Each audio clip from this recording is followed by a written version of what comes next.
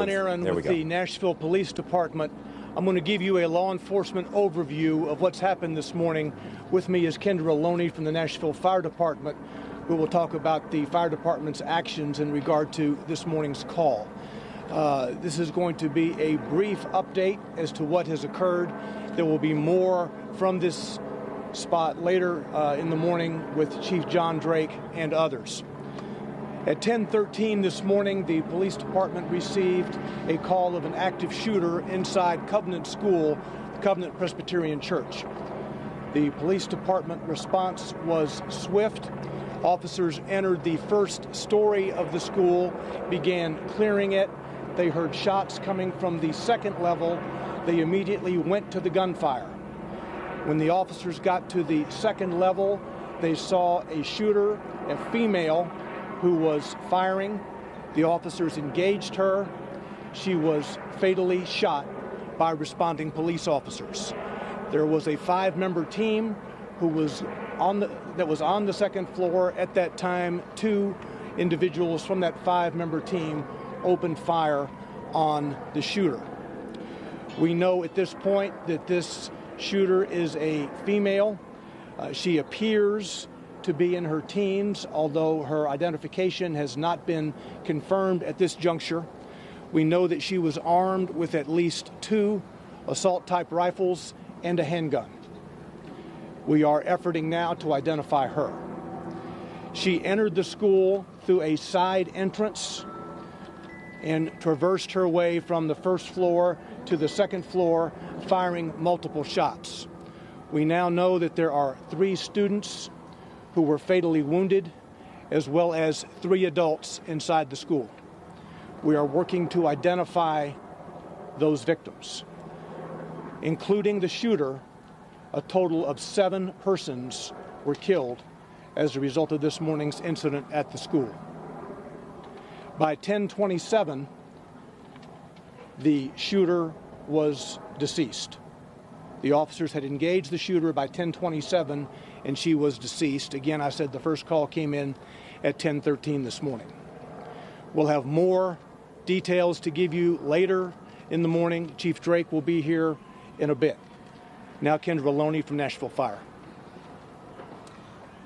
Fire department crews are dispatched for active shooter incidents as well, for medical support, but also for an RTF response, which is a rescue task force response to go in alongside of MNPD response. Our crews were right there on the scene to provide medical aid to any survivors, but also be there for victims so that we could try life-saving efforts in this case. So we went in as soon as it was safe for our responders to do so, to try to provide life-saving efforts for those that were impacted by this incident and this tragedy. Our crews were able to be on scene to pull out those that had viable signs of life, those that were still showing the option to be saved, and we did make transport of 3 individuals and 3 children, and then 2 adults that were taken from the scene. Our crews then set up a reunification unit. That reunification unit is at 2100 Woodmont Boulevard. That's where parents can go to be reunited with their children. All of the remaining students were able to be escorted out of the building with faculty and staff. We're not sure about the processes that they had in place, but we were on scene to help them mitigate anyone from seeing exactly what else was going on, but we're sure that they heard the chaos that was surrounding this. So we do have mental health specialists and professionals that are at that reunification site for both the students and the families that are going to be affected by this today. Our OEM units were able to provide buses to make transport from the Covenant School to the reunification site. We had one bus that carried 74 students and faculty staff members to the reunification site, and an additional bus that had 34 students on them. So all of those persons were carried. It was difficult for us to kind of identify who was just there as part of staff for the church versus who was there for the school, because it's all housed in one building. But at this time, we were able to get that number of persons transported out of the building and into that reunification site. So that is where parents can go to be reunited with their students. There is a hotline being set up for parents to call, but right now that is where they should go, 2100 Woodmont Boulevard, which is Woodmont Baptist Church. Additionally, we do have a debriefing site set up for on-staff or personnel who are working this incident, and there are mental health professionals set up there for them as well. There was one police officer that was injured with a hand injury as a result of making an attack on this incident. But other than that, there have been no additional injuries to first responders or personnel responding to this. And as Don mentioned earlier, we will have further updates coming later on in the afternoon.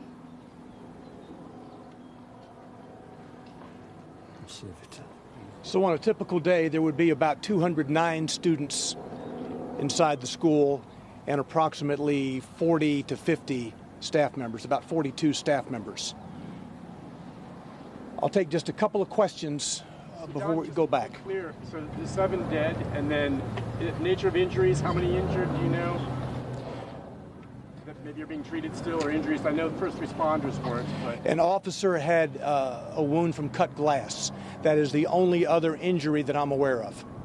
Do we know if the injuries to the students, are they critical, or do we know the condition? The 3 students are deceased. The 3 students who were shot are deceased. 3 staff members who were shot are deceased. That's a total of 6 victims. And then you have the shooter who was engaged by 2 of our police officers, part of a 5-member team, and she is deceased, for a total of 7 individuals. There are no other gunshot victims, non-lethal, that I'm aware of at present.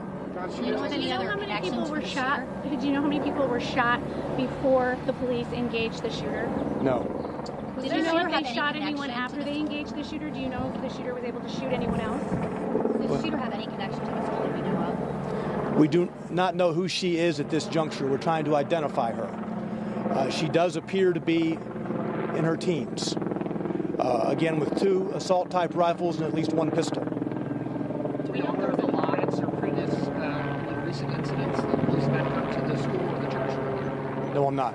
Was there an SRO or an SSO working in the school? No, this is a church that operates a private school. There was no Metro Police personnel assigned to that building at any time. Don, do you know if either of the 2 adults that were shot maybe confronted the gun? You said 2? Yeah, the adults that were No, shot. there are a total of 3 adults. 3 adults. 3 adults who have been fatally wounded. Okay, and one of them being the shooter?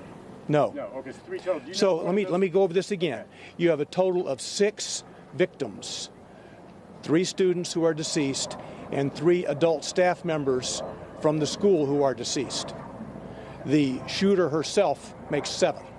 Do you know if one of the 3 adults maybe confronted her? I do not. There is video from the school that we are viewing now to try to learn exactly how all of this happened. Can you say where the victims were located? Were they in the hallway, in a classroom? I cannot at this juncture. As you know, 5 of the 6 were transported. So we will get that information later in the day. Did police engage with the shooter inside a classroom or in the hallway? Do we know the location?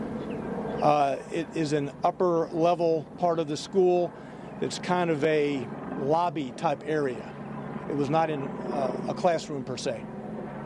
All right, we'll be back shortly with more detail.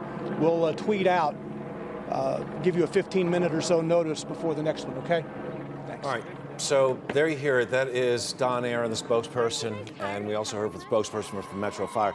But that's the first solid information that we have as to what happened at this school. 3 children, 3 adults, and then the shooter.